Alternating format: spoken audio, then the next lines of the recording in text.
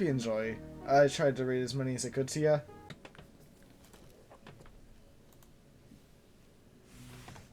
The Saboteur. Z13, new codename. The Saboteur, previous codename, Handyman, real name Sebastian Solace, is to be killed on sight without hesitation. Z13 is incredibly dangerous. Caution is required if encountered. Despite his size, Z13 is incredibly nimble, allowing him to quickly outmaneuver and flank operatives. It should also be noted that Z13 is currently in possession of our experimental, portable Scrambler, meaning that any and all CCTV, radios, and other communications equipment will be rendered offline within a sound radius of his presence. Operatives must conduct a communications check with HQ every 5 minutes to ensure they are not within range of the Scrambler. If HQ cannot be reached, operatives should remain on high alert for a possible ambush whilst attempting to check in as often as possible. After feigning the effects of anesthesia, Z13 pretended to succumb and woke up unguarded during transport. He killed elite guardsmen, acquiring his high clearance key card, and proceeded to release as many monsters as possible from their containment cells, causing a site-wide lockdown. Before stealing and reconfiguring the experimental Scrambler, CCTV captured Z13 trading stolen items for research findings from Esc+R expedition party members. His exact motivations remain unknown, but encrypted radio broadcasts to Innovation Inc., Blockstop, Deluge Labs, and Pinewood suggest that he is gathering confidential urban shade information to leverage a way out with a rival organization. Although uncertain if he continues to trade with incoming parties, it is highly probable. Z13 was brought in as an LRR in 2013. After he was found guilty of 9 counts of murder and was sentenced to death by electric chair, he was quickly swooped up by Urban Shade. A fake execution report was published and Z13 was officially declared dead. In early 2015, Z13 was selected to be a part of an experiment to give humans gills.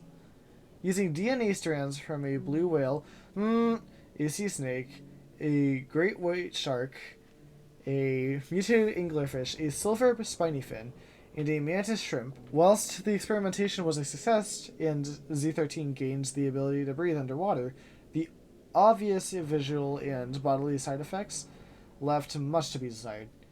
These side effects were quickly ironed out and refined on future test subjects, and the gill procedure was quickly applied to all the guardsmen working at the block site.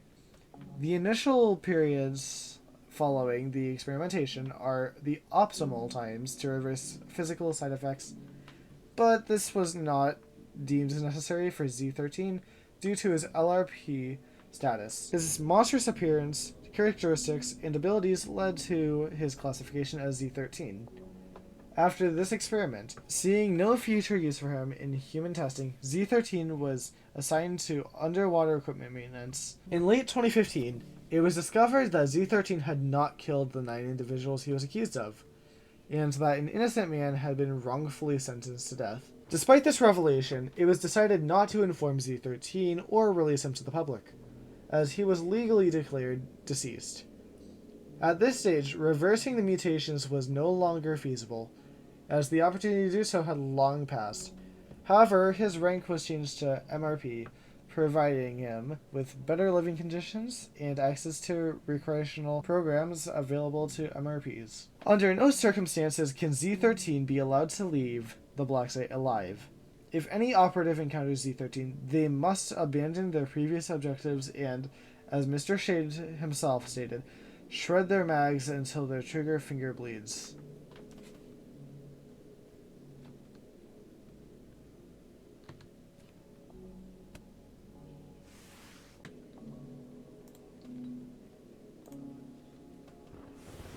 The Angler. Z283, codename Angler, was originally found at the bottom of the Letvan zone during the initial expedition and excavation for the Hadal Black site. The creature is comprised of a cloud of black and dark blue smoke. Within the smoke, a face can be observed in the shape of a stereotypical deep-sea anglerfish. No matter which angle Z283 is observed at, the face will always face the observer, even if observed from multiple angles at once. Each person reported that they were seeing the face in the smoke.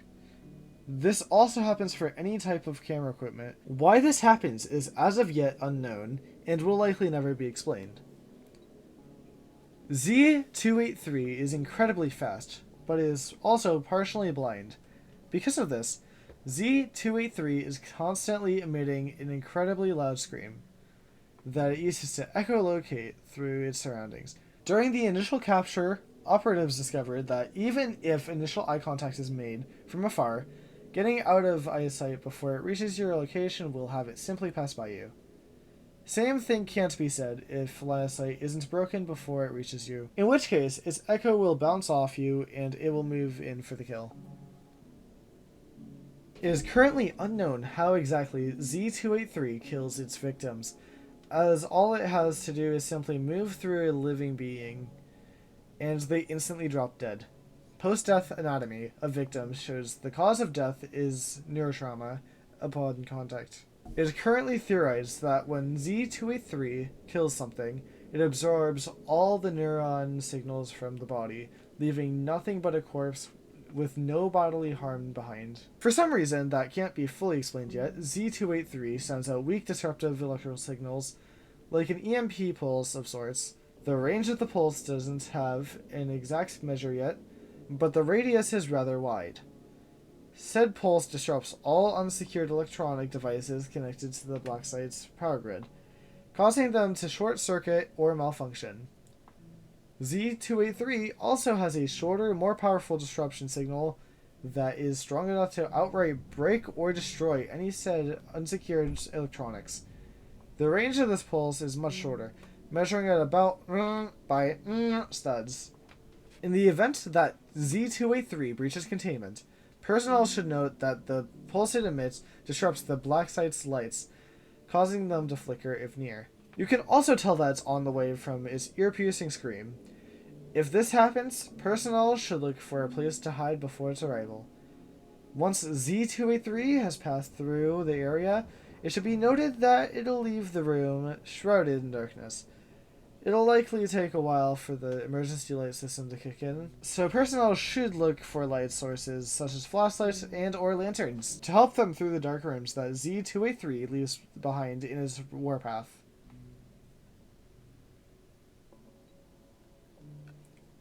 Addendum. After the recent black site lockdown, 4 of what can only be described as Z283 variants were spotted roaming the black site on the CCTV. There's a gray, pink, brown, and green variant referred to as Z283 Blitz, Z283 Pinky, Z283 Frogger, and Z283 Chainsmoker. The origin of these so-called variants are currently unknown. Further study is needed once the black site lockdown has been dealt with. For now, operatives are advised to deal with them as they would with the original Z283.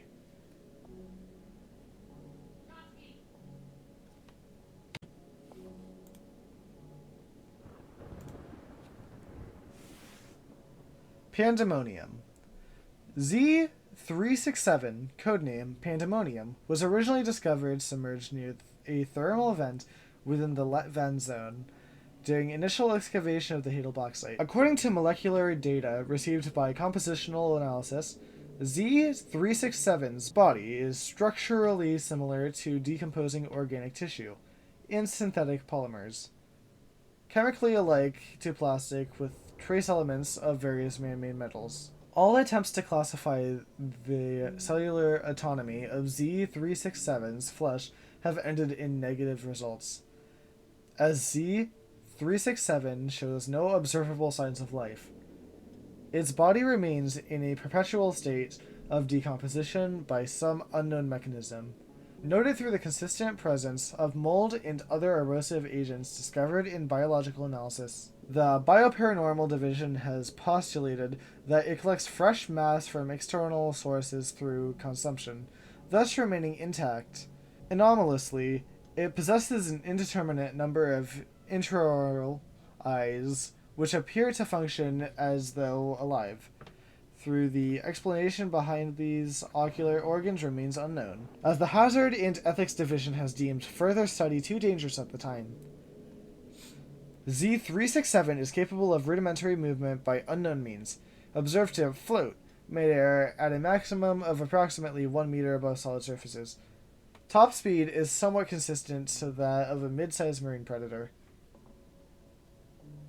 The internal eyes are deceptively powerful, able to spot movement and subtle shifts in light up to inordinately long distances. If spotted subjects manage to evade Z367, it will immediately begin hunting in the surrounding area. Spotted targets, inanimate or organic, are observed to be found in all instances. It is unknown what method Z367 uses for sensory perception, whether it be hearing, scent, or heat, but it seems somewhat capable of primitive reasoning.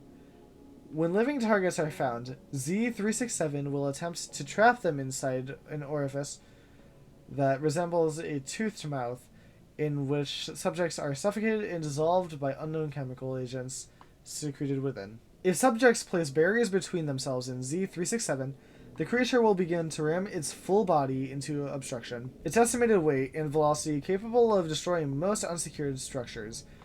This only subsides after an indefinite amount of time, if attempts repeatedly fail. Though research finds no correlation between the two anomalies, Z367 shares a similar EMP field generated by Z283. However, the former's electronic charge is recorded as being significantly less powerful, causing devices linked to internal power grids to temporarily malfunction when Z367 is near. Though permanent electronical damages are never suffered by the site infrastructure, theories regarding the origin of this function are scant, as no other biological processes indicate that Z367 should be capable of producing electronic fields. The relation between these two subjects has been largely undetermined. However, grade bioparanormal researcher Dr. and his juniors continue to lobby for further research to be conducted. The Hazard and Ethics Division continues to deny all appeals for continued study. In the event that Z367 breaches containment, the pulse it emits will cause unsecured black lights to flicker when it is near. Remaining out of Z367's line of sight is of utmost importance. However, all attempts to evade it once spotted are futile if cover is not available. Z367 is capable of destroying most doors within the black site. Thus, personnel are heavily advised to redirect themselves to the nearest facility bunker or similarly armored room as soon as possible. Locker installations in black site wing are designed to be bulletproof. However, confirmational testing with Z367 has been temporarily postponed. Resort to this if no other option presents itself. In the event that you are spotted, please prostrate yourself in a secure location and wait for the cleanup detail to retrieve your corpse. The panopticon must hold.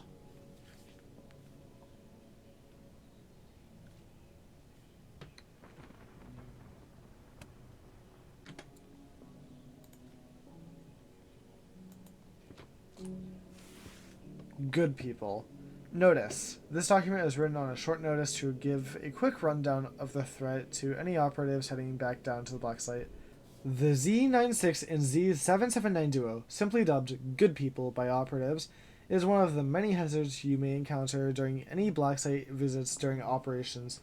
35 minutes after the initial black site lockdown, Z13 broke into the containment chamber containing Z96, the Mask of Sadness, took it with him, encountered Dr.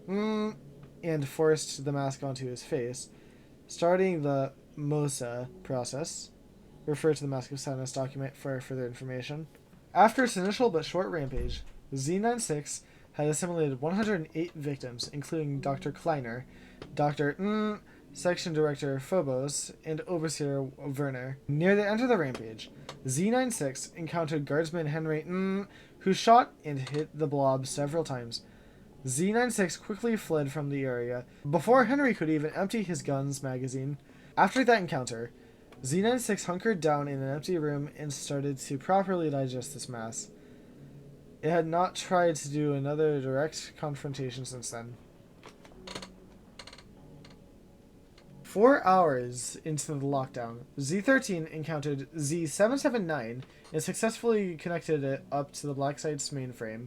Agents stationed at the surface quickly retaliated by remotely blocking as many features from Z779 as possible, but Z779 still successfully managed to get access to the PA system, low-level clearance to the Navi AI system, and access to several levels of our security system. Since then, Z779 has been using the PA system like a dog whistle to lure Z79 around the black site. At first, it tried to lure Z79 into direct confrontations with groups of specialists, but Z79 would always flee the scene, seemingly still traumatized by the encounter with Henry. Since then, it has started luring it to rooms that have been marked by the Navi AI, in order to trick specialists by changing the number of the Navi path that Z96 resides in, to be the same number as the next room that the specialists need to go through. There are also reports of Z779 using the PA system to trick people into areas by mimicking voices. In the event that operatives hear distorted audio of colleagues or friends, it's likely Z779 using the intercom system to trick them into going there. If any operatives encounter doors on the Navi path that display the same number, it usually means that Z96 is behind one of them. One way to figure out which door it's behind is to go up next to it and listen for breathing, growling, and other sounds that Z79 makes. Another thing that shows a fake door is a sign displaying the number. Any fake signs will have periodic sparks, as the low-level clearance means that Z779 has to override a lot of protocols, causing the wiring in the sign to overheat and flicker static slightly.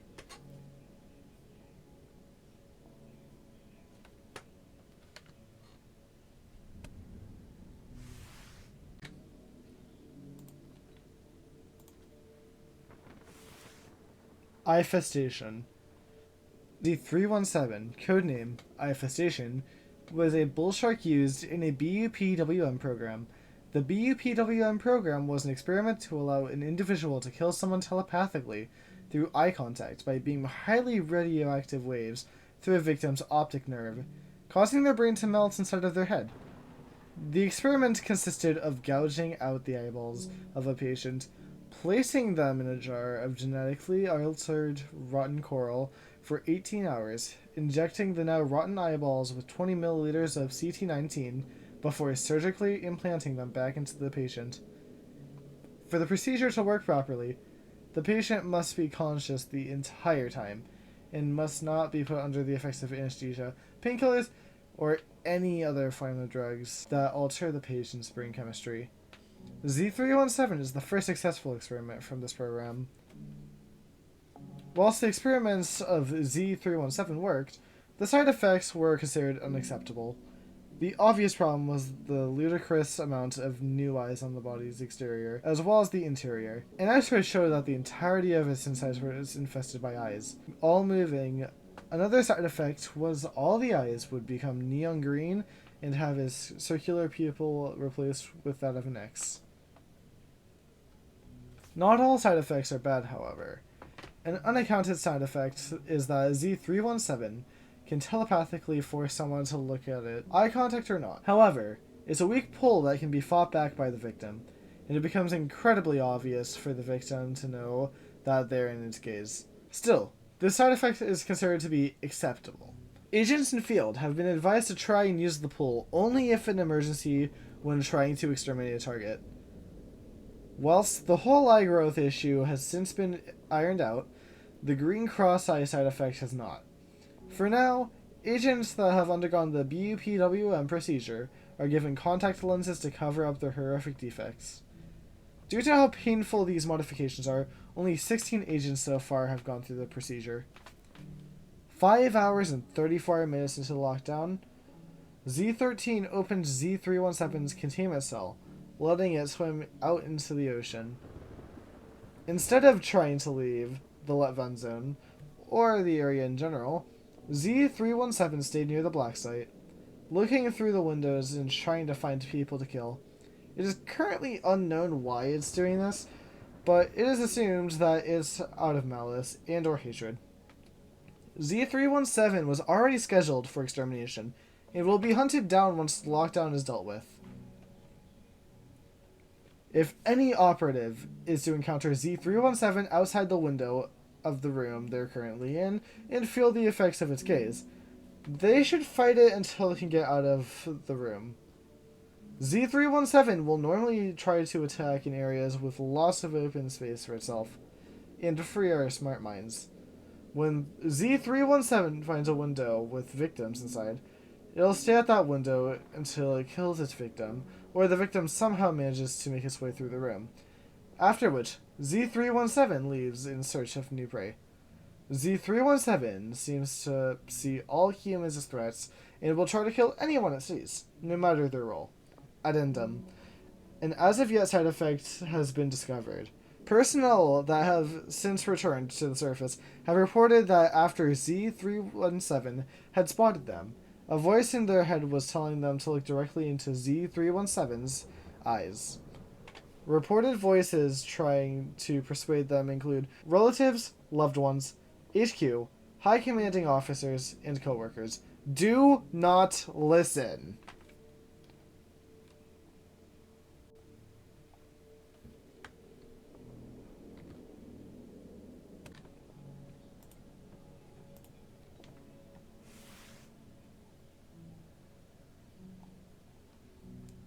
Squiddles. Notice, there has not been given an official designation for this species, as they were only captured and transported into the black site 2 days before the lockdown. The species have been given an unofficial designation, SQ. SQ, codename Squiddles, is an as-of-yet unknown species. They were discovered on the G-class cargo ship after they had broadcasted a distress signal in the middle of the night in the general area of the Landmine zone. After the rescue ships failed to respond, and with no storms or hurricanes that could have disrupted the rescue operation, Urban Shade operatives were soon after sent to investigate, in case it was an as-of-yet unreported containment breach or a creature from the Landmine zone that had somehow made it to the surface. When the operatives boarded the ships, they found that the power was out. The majority of the crew were dead, and there were only a handful of survivors left. They also found an estimated 600 SQ instances. They were rounded into containers and taken to the black site for documentation. The and the rescue ships were sunk. The survivors were executed, and a cover-up story saying they were lost in a non-existent storm was given to the public. SQ instances are what can only be described as purely dark humanoid-looking squids. Whilst they have a human head and torso shape, they don't have any arms, where arms should and have tentacles in place of legs. SQ instances have the ability to manifest themselves wherever they want, as long as there is no light sources of any kind illuminating the area. If an SQ instance is in a dark room and the lights turn on, it will instantly demanifest from said room, and re-manifest in the closest fully dark area. SQs are normally docile, simply floating above the ground, minding its own business. They only become aggressive when someone uses a light source of any kind and shine into the instance for a short period of time. If the person holding the light source doesn't turn said light source off, or doesn't point the light source away, the instance will attack the wielder. They will also attack if stood near for too long. After a few seconds, they will attack as if they were shining a light at them. Normally, this won't kill the individual unless they are already somewhat wounded. After Z13 opened their containment cells and turned off the lights in the sector, the SQ instances are now all over the black site. In the event that the power in a room is out and the lights are off, operatives are highly advised that they are ready to either turn off the light source they're holding or look away in case they spot an SQ instance. They must also be careful not to keep their distance. SQ instances seem to possess some lower forms of intelligence, as they will recognize someone invading their personal space because it's necessary. For example, SQ instances will not attack anyone using a keycard to unlock something. Operatives who get a glimpse of an SQ instance notice that their head will change appearance. It is speculated that the SQ species tries to conjure up what they think is scary as a defense mechanism.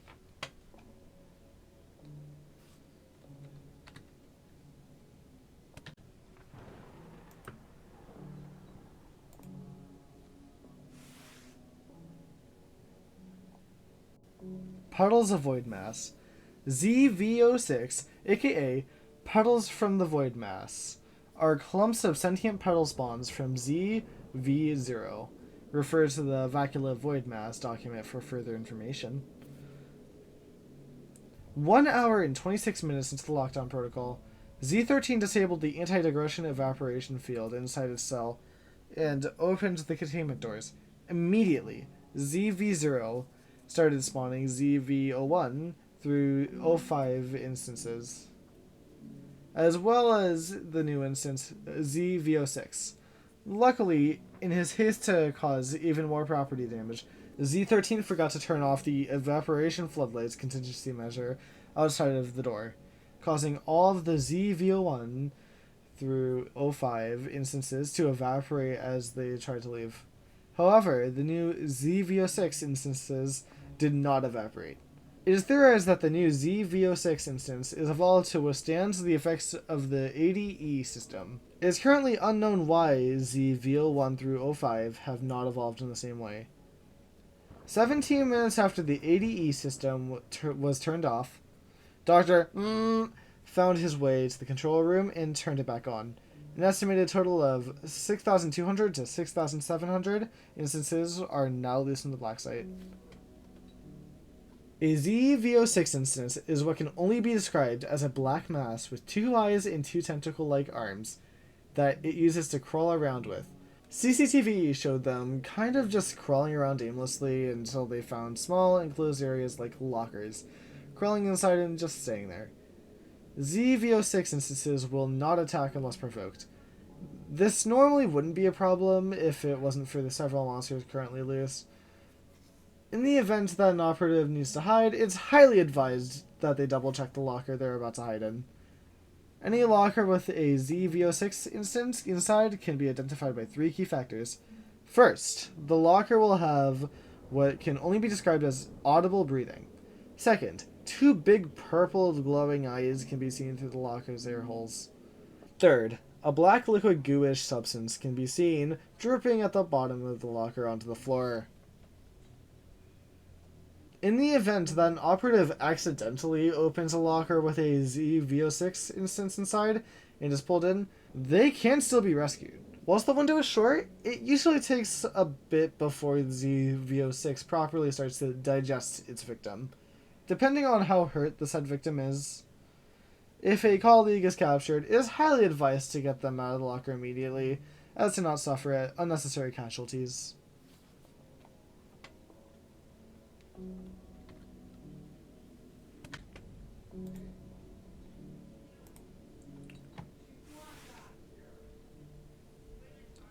Walldwellers. Z90, codename Walldwellers, is a species of armless humanoids with a layer of drywall covering their frontal bodies. They were originally discovered in the abandoned office complex, Los Angeles, after a group of 4 online influencers who had gone in to vandalize the property were all reported missing. 2 police officers from the local department were sent to investigate and reported finding human holes in the walls, as well as meeting an armless wooden human, which was enough to scare them off and have them call for backup. Urban Shade operatives were soon sent to investigate and discovered the Z90 species.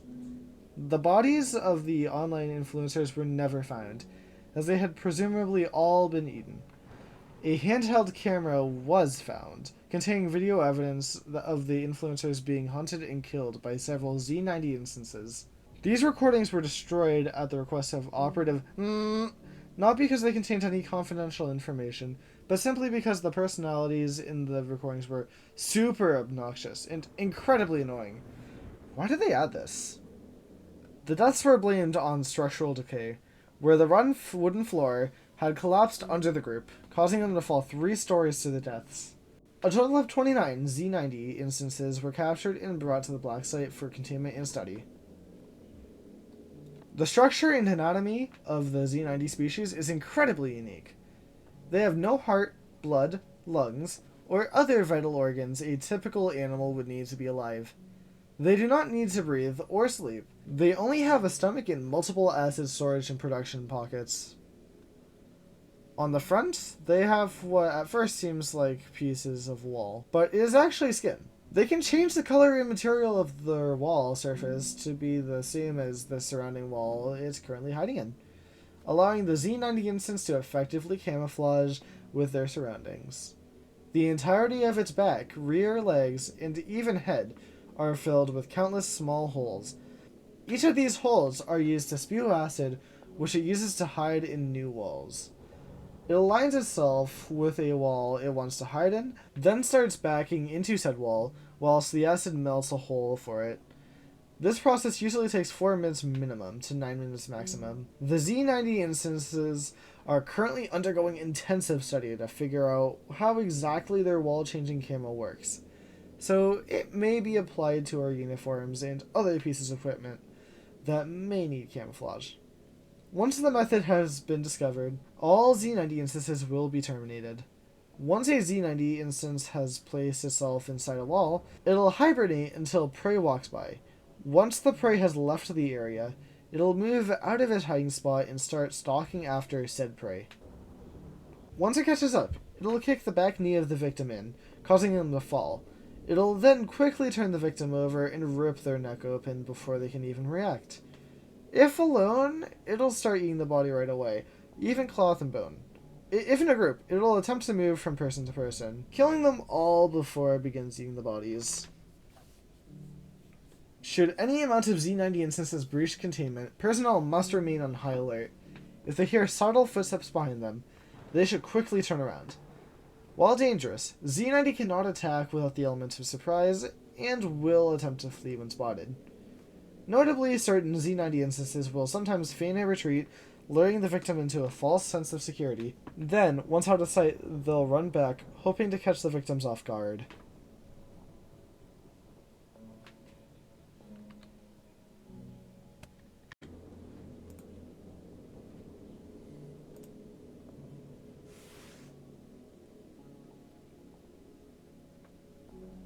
Redeemer. D227, codename Redeemer, is a black revolver with golden engravings that, when picked up, summons a demon that tries to force its wielder to kill themselves. Originally founded after a customer in haunted antique store who wanted to buy D227 and was unaware of its anomalous properties, picked up the gun and shot himself. While this wasn't the incident that alerted Urban Shade, it was only after a forensic investigator picked up the gun, summoned the demon, and managed to kill it, that Urban Shade was alerted.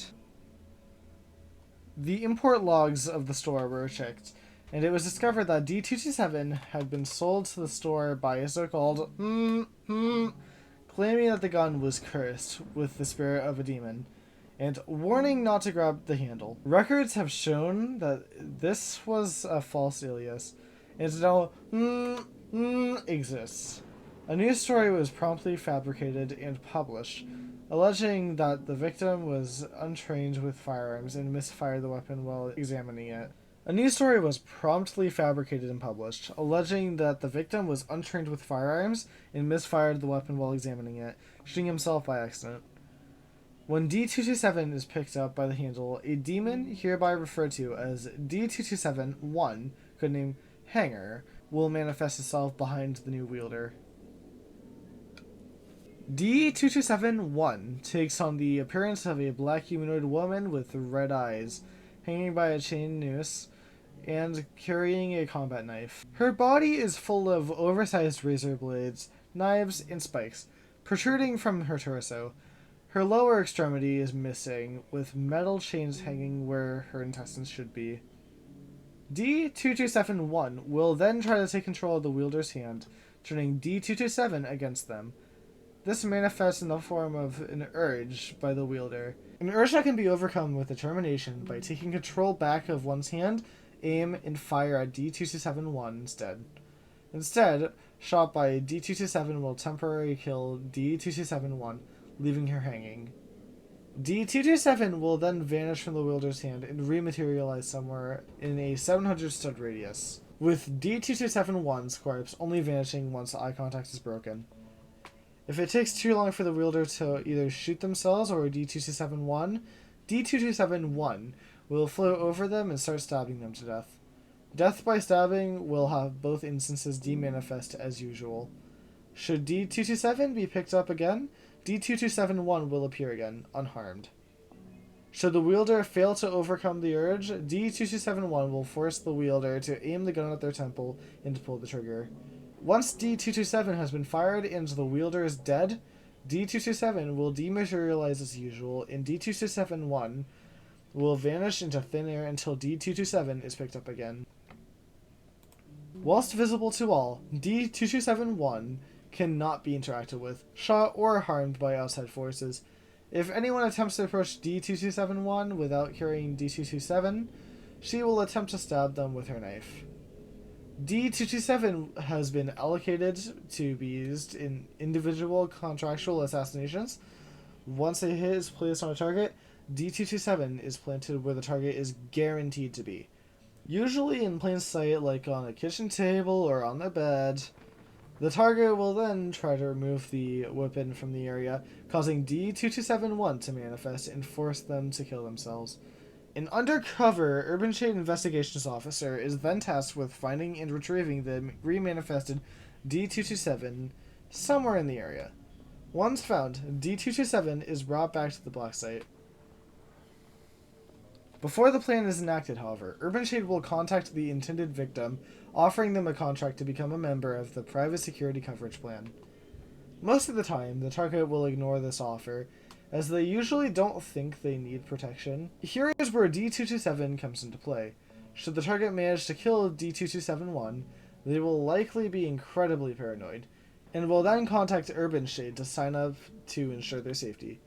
Compared to the payout of the hit, the long-term monetary gain from these contracts is worth tenfold. Should they sign up, the original party who placed the hit will be hunted down to tie up loose ends. Should the living target still not want to sign the contract, they will be taken out by more traditional means.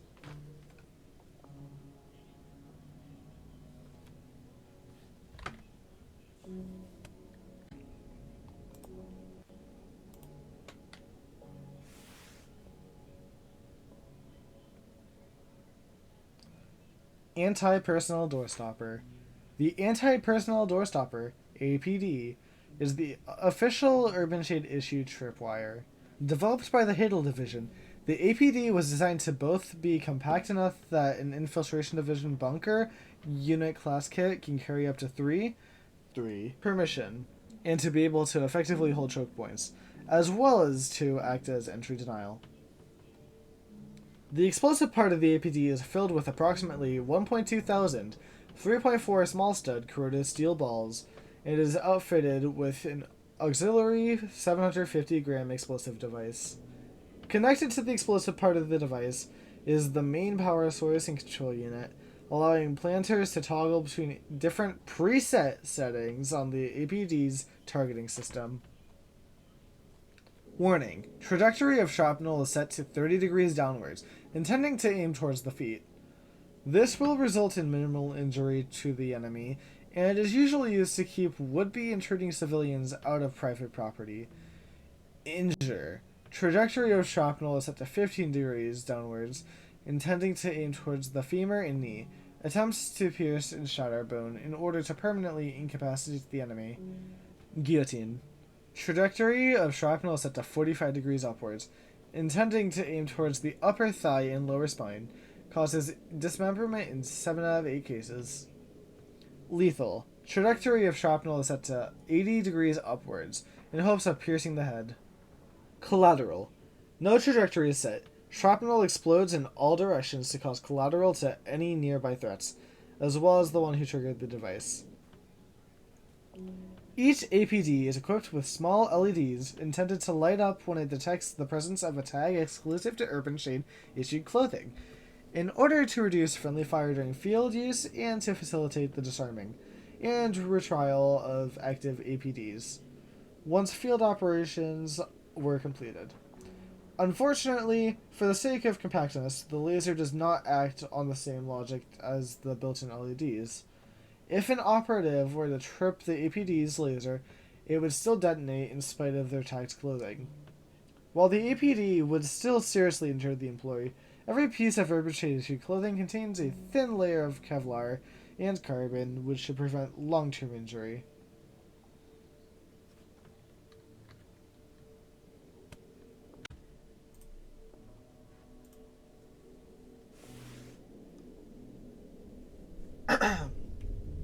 Anti-personal landmines. The anti-personal landmine, APL, is the official Urban Shade issued landmine. Developed by the Hiddle Division, the APL was designed to both be compact enough in order to fit 30 into the automated mine layer sprayer, refer to the automated mine layer sprayer documents for further information, and to be able to lock down open areas where enemy infantry could flank operatives, whilst also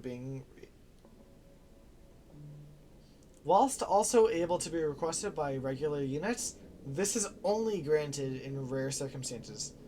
The anti-personnel door stopper, refer to the anti-personnel door stopper document for further information. Alternative serves as a better infantry carried explosive device. Older APD models had a similar explosive component to the APL, filled to the brim with 300 grams of pure gunpowder, and the casing serving as shrapnel. Newer APL designs, however, have been outfitted with a small canister of nitrogen, set to go off a month after being primed by default. This can be modified to set off between a period of 6 hours up to a maximum of 12 years, with the dial on the underside before arming. The nitrogen is linked directly into the gunpowder's chamber, which will freeze the gunpowder and in turn disarm the APL. This allows for safe retrieval and removal of any minefield created during any operation. When retrieved, the mines must be filled with new gunpowder and have their nitrogen canister replaced. Upon completion of these procedures, the APL will then be prepared for redeployment. Since the retrieval of the APLs serves as no risk to the recovery teams, it has resulted in a more efficient cleanup time, less expense on explosive-proof equipment, and a 0% mortality rate. Each APL is equipped with a small LED intended to announce its location when it detects the presence of a tag exclusive to Urban Shade issued clothing in order to reduce friendly fire during field use and facilitate the retrieval of active frozen APLs once the nitrogen has gone off. When near, the APL will generate a loud beep and simultaneously briefly illuminate the surrounding area with the LED every 4 to 6 seconds. It should be noted that for the sake of compactness, the prime does not act on the same logic as the built-in announcer. If an operative were to step on an APL, it would still detonate in spite of their tagged clothing. While the APL would still critically injure any personnel, every Urban Shade issued combat boot contains a thick layer of steel and featherweight concrete, which should prevent long-term injury in case of any incidents.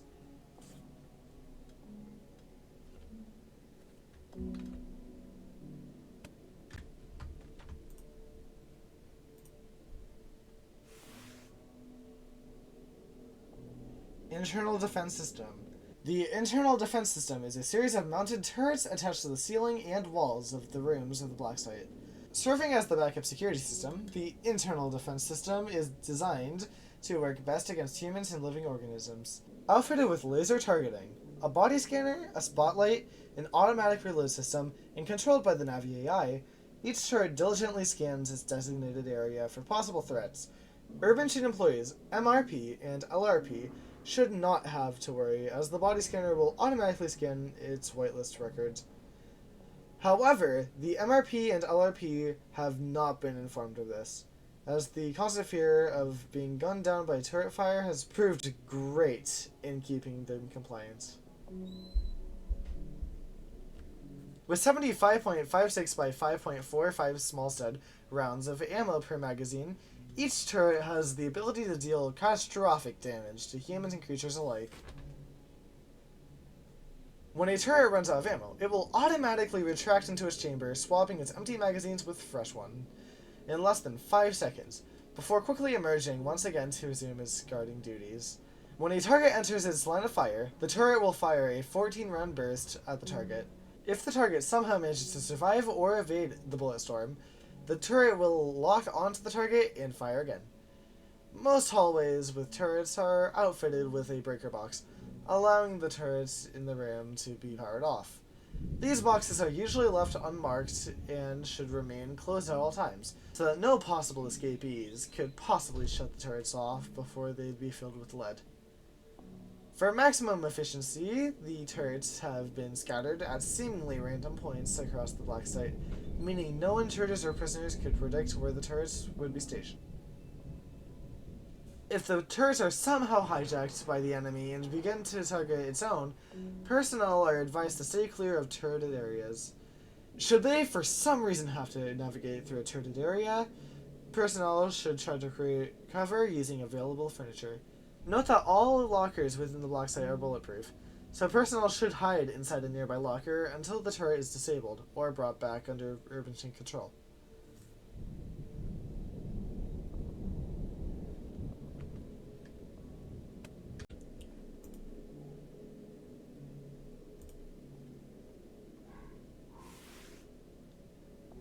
Bottomfeeder. The Lamels species, dubbed Bottomfeeders by personnel, is a species of oversized slugs with blood-possessing paralytic properties. Discovered during the initial expedition and evacuation of the Hidden Black Site, the Lamels species were considered a non-threat and were left undisturbed. No Z classification has been given at the time due to being considered wild animals. The Lamel species gets its name after its primary feeding mechanism.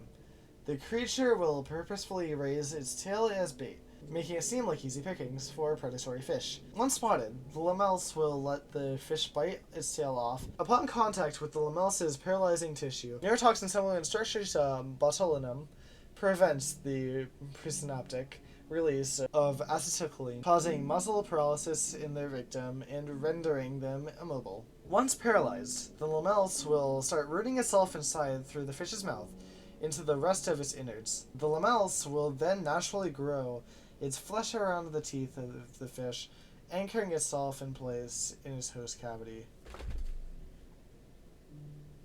The lamels will then root its skin through the tooth canal and into the vital organs of the fish. It will then start consuming biomass directly through these root canals as nutrition. Whenever food is consumed, the lamels will transfer a small amount of its nutrients to its host in order to maintain it. Biopsy of lamels instances has shown that the host on the tail end of the lamels, while paralyzed, still exhibits neurological activity that suggests consciousness. Once the sustenance needed to keep the host alive becomes unsustainable for lamels, it is discarded. The lamels is, in a way, the natural prey of the Vultus luminaria. Having coexisted for 80 million years, the lamels acts as a sort of personal food delivery for any passing Vultus. When a lamel spots a Vultus that it cannot escape the path of, it will try to offer a fish stuck onto its tail in order to save itself. The lamels is not to be considered a threat to divers, as they cannot swim upward. Should a diver wearing a tongue vest be walking across the trench and encounter a lamels, they should remain calm, strike an intimidating pose, and stand their ground. Most of the time, the lamels will be intimidated and slither away. In the event that the lamels tries to attack anyway, the diver should be ready to fight it off when it tries to grab them. The lamels should quickly realize that it cannot penetrate the heavy plates and slither away. In the very unlikely event that a personnel without a tongue vest suit finds themselves against the lamels on the ocean floor, they should try to make their way to a ledge that it cannot reach. If this is not possible, they should evade the attack by letting it charge, then stepping away from its path.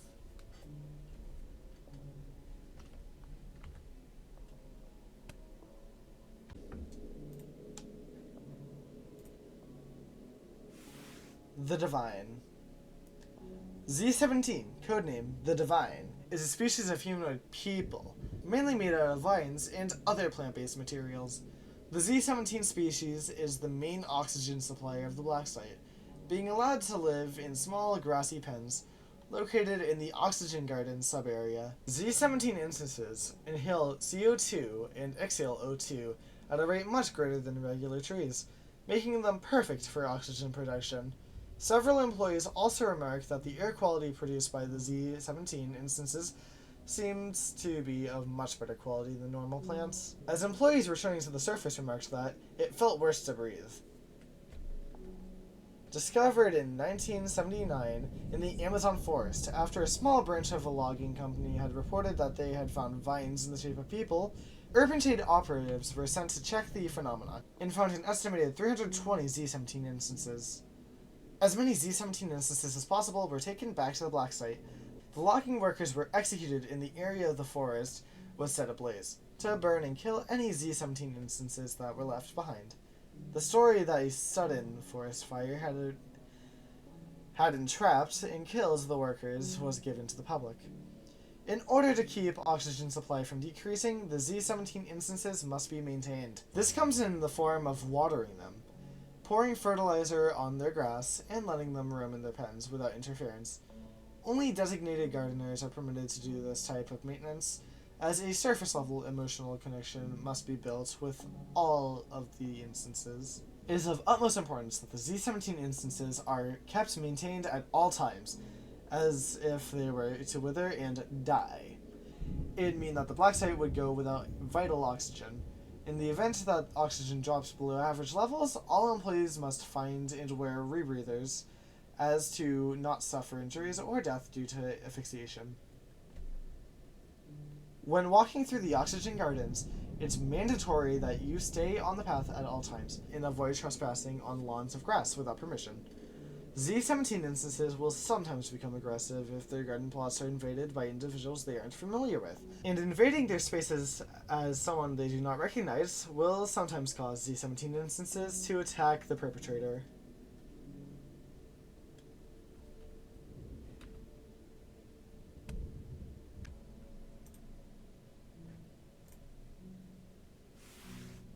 Candlebrute.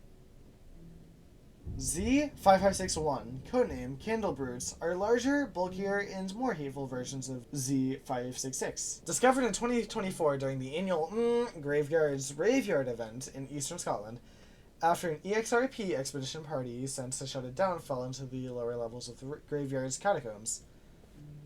After being brought back to the base for a debrief, they mentioned the Graveyard's decorative statues in the lower levels becoming aggressive and chasing them through the crypt. Operatives were sent to investigate and found the living statues in the lower crypt. It was also discovered that the 3 larger candlebearer monuments located in the Graveyard's plot were sentient as well, and were sent to the black site for containment and study.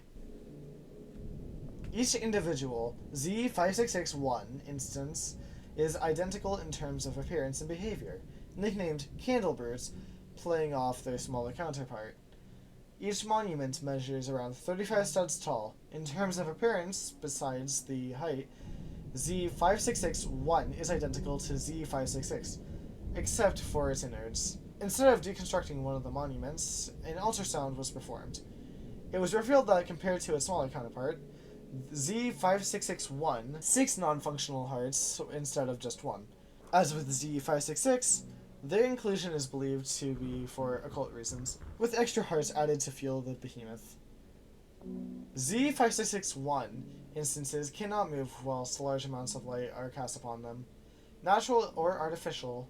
Unlike Z566, small handheld light sources are not sufficient to fully freeze Z5661 instances.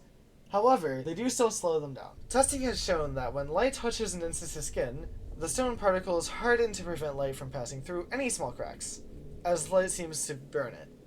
During a test, a Z566 instance was put under a spotlight, and a part of its upper chest was then struck with a pickaxe, exposing its blood veins.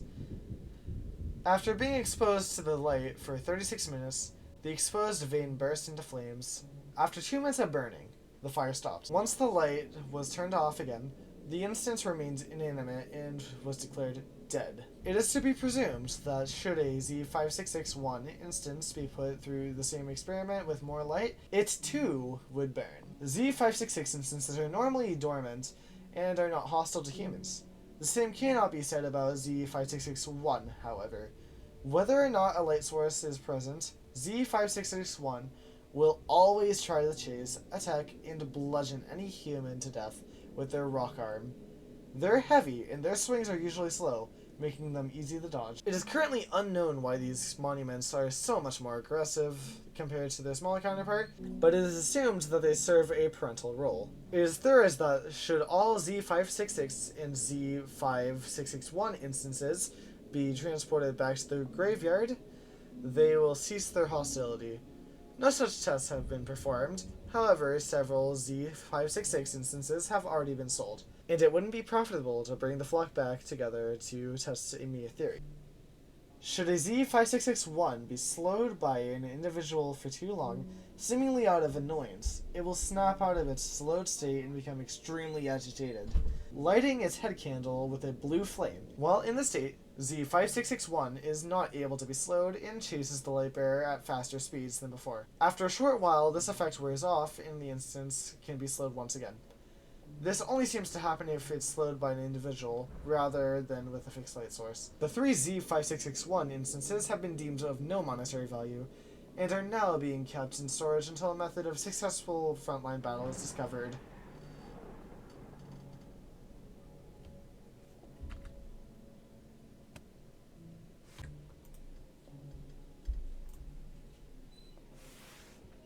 Searchlights.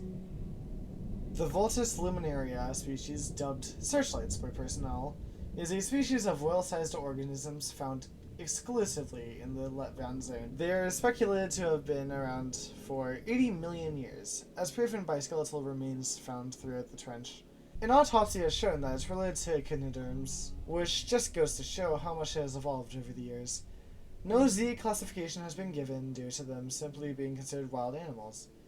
The average Voltus has 4 eyes located on its stomach. In between said eyes is a large gaping mouth with many rows of teeth. On the top front of its body is a heavily armored shell. On the back is what can only be described as a spike cluster. On its rear, it has 2 fins and a long tail that it uses for movement and stabilization. An estimated 350 Voltus are currently alive in the Landmine zone. The Voltus luminaria species gets its name after its hunting technique. The 4 aforementioned eyes have bright beams of light illuminating from them, and they use those beams to scour the sea floor looking for food. Once prey has been spotted by one of its eyes, what can only be described as a harpoon will shoot out from its mouth at the prey, impaling it and pulling it into its maw. When hostile sea life attempts to attack a Voltus instance, they usually try to attack its top.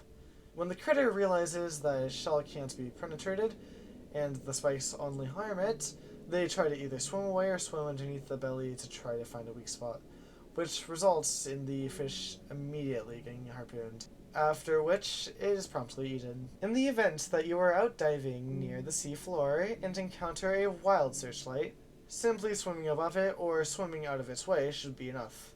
In the event that neither of these options is possible, the best thing to do is hide underneath or hide inside something as it swims by.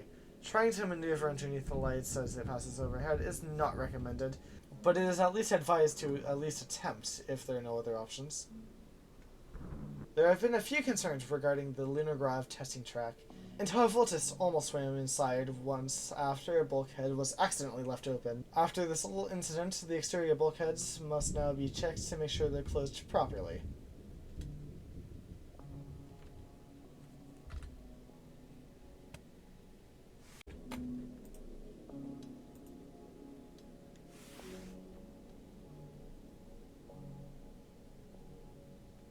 Post-breach black site conditions.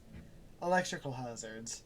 Many fuse boxes, generators, and wires throughout the black site have been damaged by monsters and decreased structural integrity. This has resulted in many electrical hazards such as exposed wiring and other malfunctions. A major concern is the amount of flooding taking place from burst pipes to cracked windows, etc. When the water comes into contact with exposed electrical outlets, it creates big puddles of electrified water, which can cause injury and death to persons if stepped in. Sometimes it may be necessary to turn the power off in a sector if the path ahead is blocked by puddles of electrified water. If this is the case, operatives should search out power boxes and turn them off, allowing for safe passage. Pits and holes. Due to severe black site degradation, a lot of the foundations keeping the floors, walls, and ceilings up have collapsed. Luckily, the worst has already passed, so any personnel still trapped shouldn't have to worry about the floor collapsing under them. They just have to watch their step. In certain circumstances where rooms have collapsed, operatives may need to venture into the ventilation shafts and pass through the blades of ventilation fans in order to progress to their goal. In the event that an operative needs to pass through a ventilation fan, they should pass through the blades when an opening presents itself, or better yet, simply find another route entirely, as trying to pass through sharp and deadly spinning metal blades is highly moronic. Fire.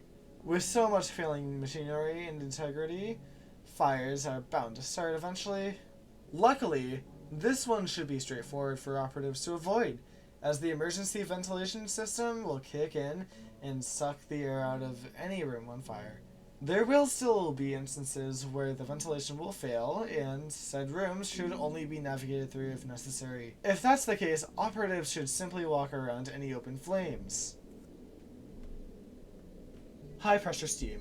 With many pipes being damaged or outright destroyed, steam pipes bursting open from built-up pressure is inevitable. For any operatives not familiar, steam pipes are painted red, and any operatives should be careful when near red pipes, in case they are damaged. Most steam releases come in bursts, usually spraying out for a few seconds before running out of supply. A new dose of hot air is usually not far behind though, so if the path is blocked by steam, operatives are advised to wait for it to run out, and then quickly make it to the other side before another dose is ready. Operatives should also be aware that there is usually a pipe with a valve attached. Closing said valve will usually stop the flow of steam, allowing other operatives to pass any previously active hazards safely.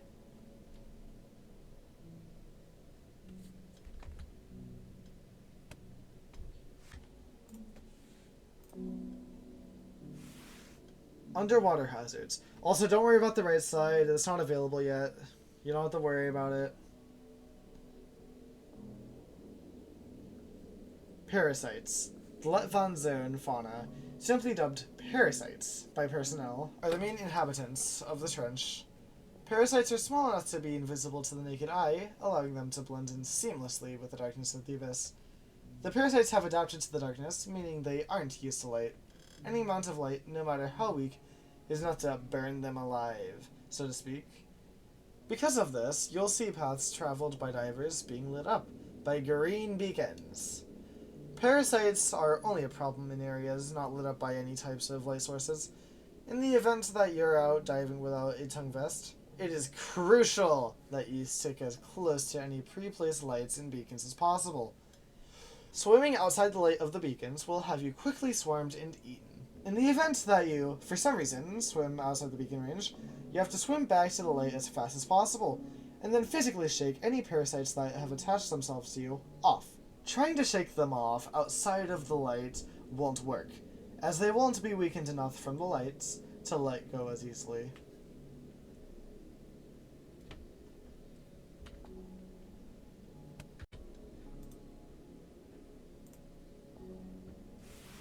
The Multimonster. A60, codename the Multimonster, was originally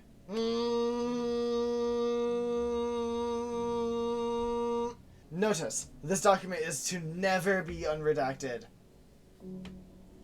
Yeah, that's the entire doc.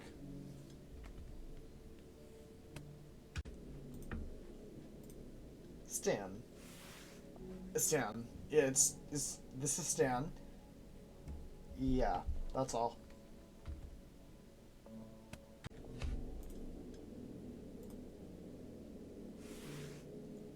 The Ridge. The Ridge was the first sector constructed during the 1962 Hadal project. Finishing construction in 1963, it was the first successful prototype of the Hadal black site. Built into a pre-existing cave that had been drained of water, The ridge was the quickest and cheapest area to build. During the construction of the rest of the black site, the ridge served as a temporary hub to house building materials, guards, and prison workers.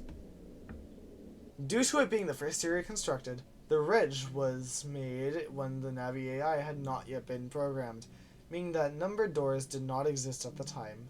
The Navi AI is still yet to be implemented, as the relatively small size of the zone compared to the rest of the black site makes it incredibly easy to remember the layout, thus not needing it. All of the light bulbs in the ridge were the same ones used for the emergency lights system, meaning they would break less easily. These light bulbs were expensive, however, and were switched to be a cheaper build model for the rest of the black site. The ridge's PA system is also still using an older model, where the speaker is plainly visible to the naked eye. This is kept both as a novelty and simply because if it isn't broken, why fix it? There's the small issue that, should the ridge's PA be disconnected from the rest of the black site or the mainland, it would be incredibly easy to hijack. This has been declared a non-issue, however, as the most damage it could cause would be blown out eardrums or rival propaganda. In 1967, after the discovery of Thor's corpse, and subsequently Z2, the ridge was chosen as its new home. A big reactor shaft was built into the edge of the ridge to house it, powering all of the black site, with excess energy produced being sold to Europe. Although talks of modernizing the ridge have been going around, it has been decided to be left as is, as a show of novelty and how far Urban Shade, as an organization, has come.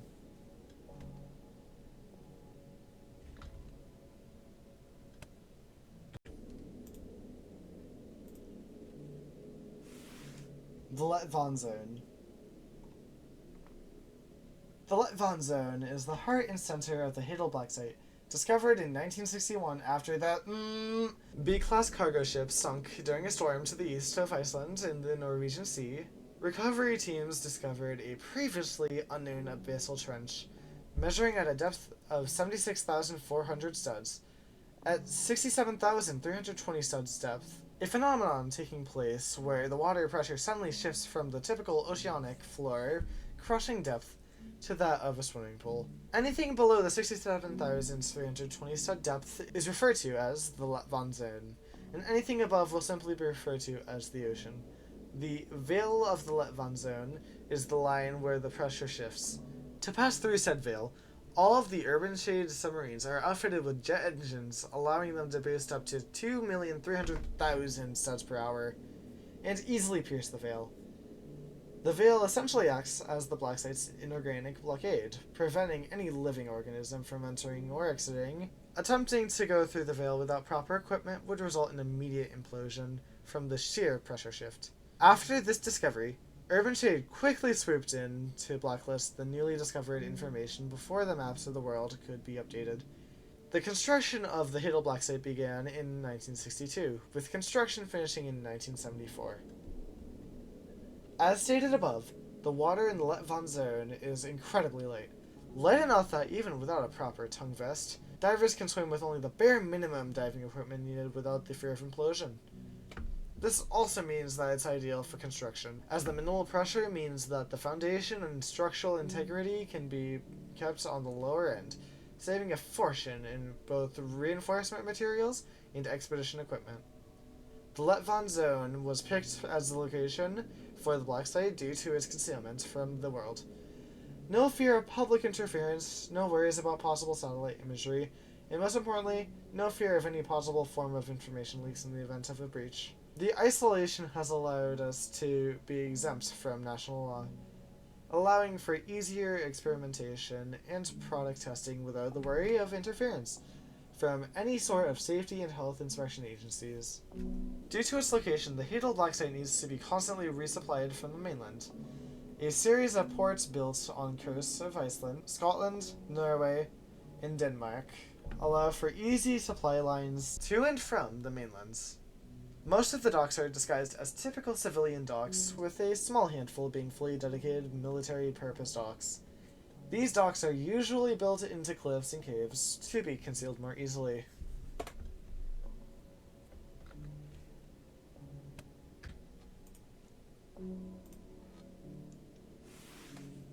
Paranoia's box.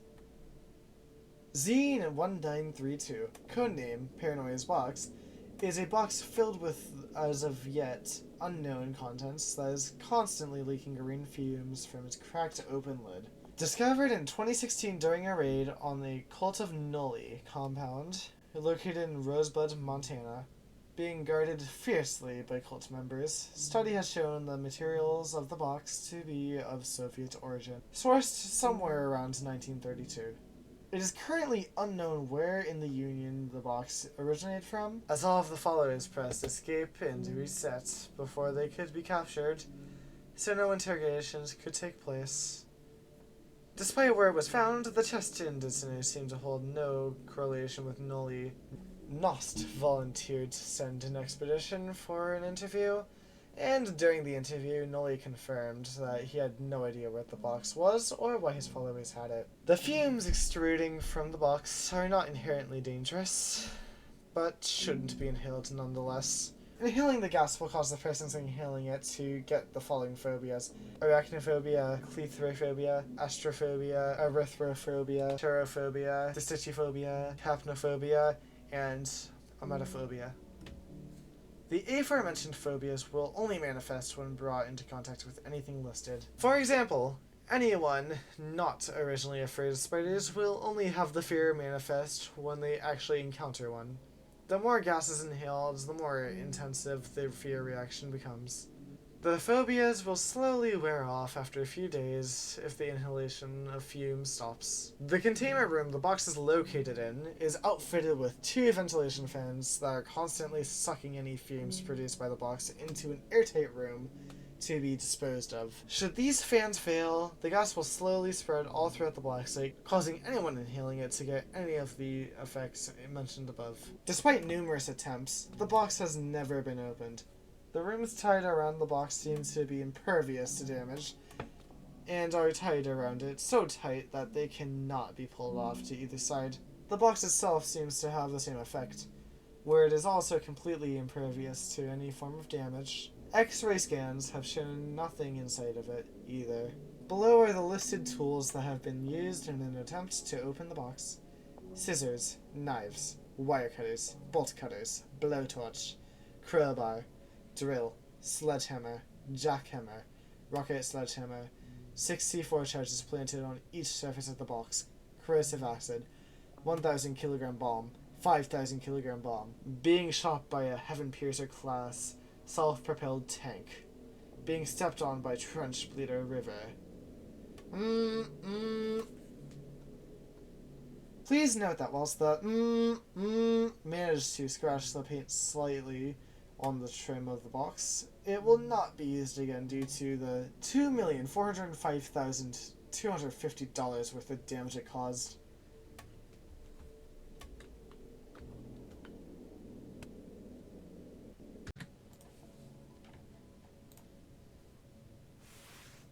External repellent system. The external repellent system is a series of torpedo flak cannons dug into the trench's floor, built to allow for safe passage of our vessels to and from the black site.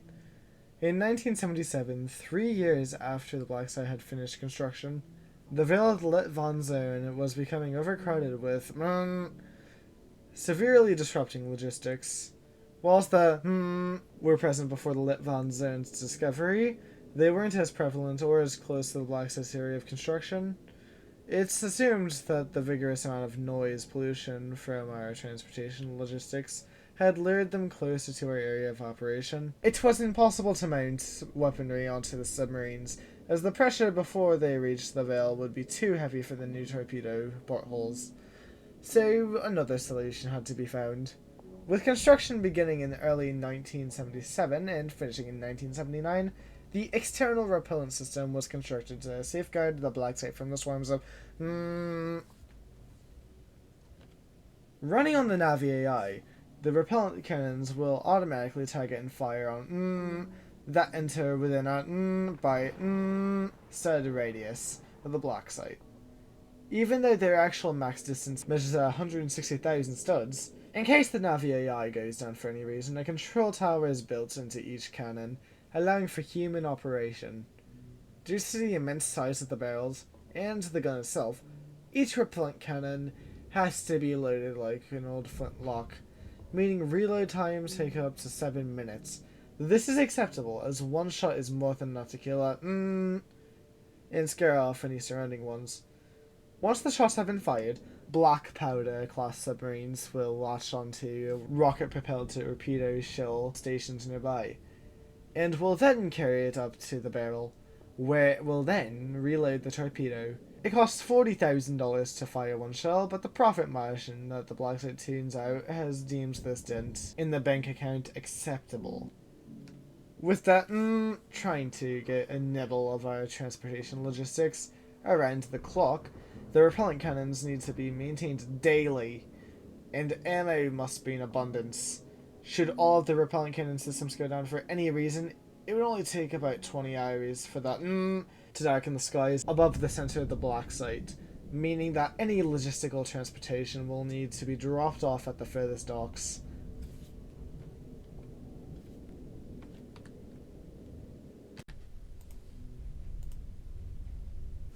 Navi AI. The navigation AI, referred to as Navi, is the supercomputer in charge of logistical operations of the Hadal Black Site. Constructed in 1979, Navi was programmed to navigate personnel through the ever-expanding corridors of the Hadal Black Site. In her first iterations, Navi had the sole function of instructions of guiding employees to their desired location. Using now-removed wall computers, personnel would input their destination they wanted, and Navi would guide them to their destination utilizing the numbers displayed on the Navi path adjacent to the doors. Following Mrs. Shade's death in 2005, the Urban Shade being unable to locate her in the Ocean of Souls after conquering the Bandlands, Mr. Shade issued that Navi be given a voice based on her. Utilizing samples obtained from archived recordings of her, Mr. Shade emphasized that it was of utmost importance that her tone, speech patterns, and personality were translated as precisely as possible. Due to frequent communications between both parties, it has been noted. Due to the frequent communications between both parties, it has been noted that Navi had been learning and picking up the mannerisms of Mr. Shade himself, resulting in the AI acting colder towards employees. As technology progressed, so did Navi. As of writing, the procedure for utilizing Navi is as follows. Personnel are to locate a Navi path panel, usually located adjacent to any door, and state their desired destination to it. Navi will then find the most efficient route to the desired destination and guide personnel through numbers displayed on the Navi path. Navi will also adjust the route should traffic obstructions or other obstacles obstruct the path. In the midst of a minor breach in 2019, Navi has demonstrated the ability to successfully navigate personnel through heavily damaged sectors of the Hadal Black Site, during one point assisting in the evacuation of a group of employees by navigating them through a broken wall that led to another room, acting as a shortcut to the escape pods. Further testing has shown that if necessary, Navi will guide employees through restricted areas, ventilation ducts, and airlock sequences.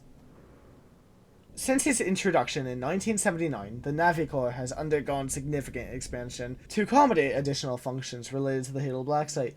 Beyond its primary role as a navigation system for personnel, these expanded functions include, but are not limited to, surveillance, internal tram systems, log archival and storage, internal defense systems, external repellent systems, submarine transportation, trench bleeder mining.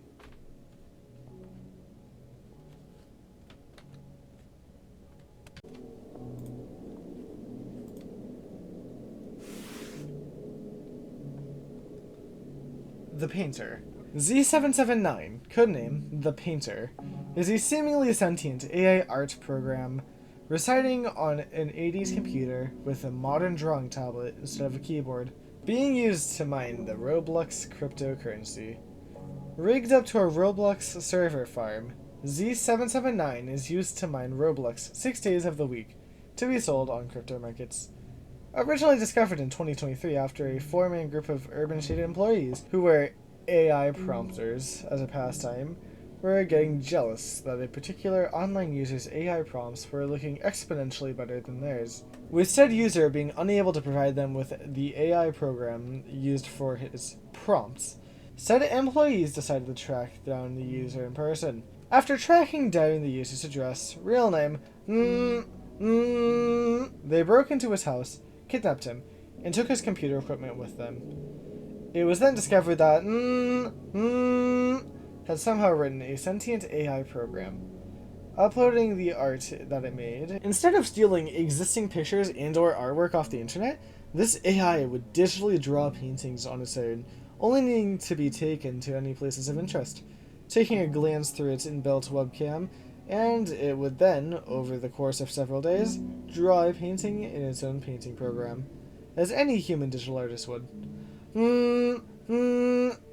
Was interrogated and tortured for several hours, being repeatedly asked how he had programmed such an advanced AI algorithm.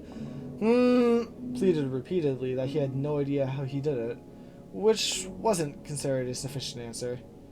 3 hours and 54 minutes into the session, passed away after guardsman Brian Christopher tripped and accidentally hit over the head with his rifle. Instead of bringing the computer housing Z779 to Urban Shade, they brought it home with them. Z779, being unwilling to provide the employees with any artwork after they killed its creator, was disassembled to see how it could create art as it did. Despite being comprised of incredibly old computer parts, the Z779 possessed enough power to rival, and even outperform, that of modern supercomputers. After still being unwilling to provide the group with art, Z779 was then brought to the hailed black site, being passed off as the new Roblox mining rig, as a form of punishment from the displeased group. Suspicious of its 80 shell, yet incredibly powerful processor, Z779 was interrogated by black site employees to learn what had happened.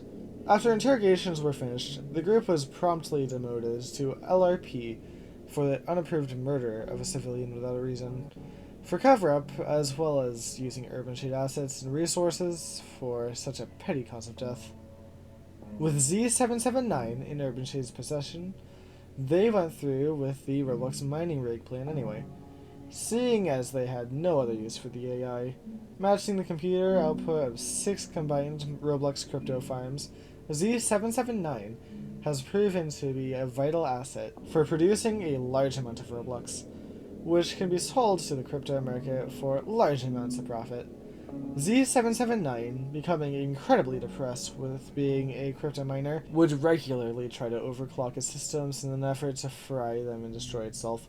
To prevent this, Z779 was promised that if a 6-day Roblox crypto quota was reached, it would be taken back to the surface for a day, so that it could draw interpretations of landscapes as before. Due to severe overclocking, the hardware that Z779 uses to operate has degraded significantly.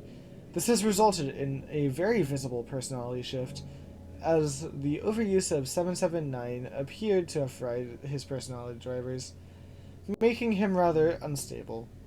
It is believed that, eventually, the overclocking will completely disable Z779's personality drivers and, consequentially, any desire to continue painting.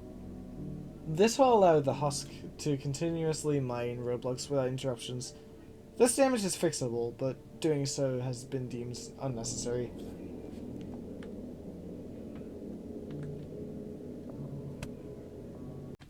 Alright, so from here, please start reading it on your own. Remember, you can pause the video and read at your own pace. Thank you for your understanding. Enjoy the rest of the video.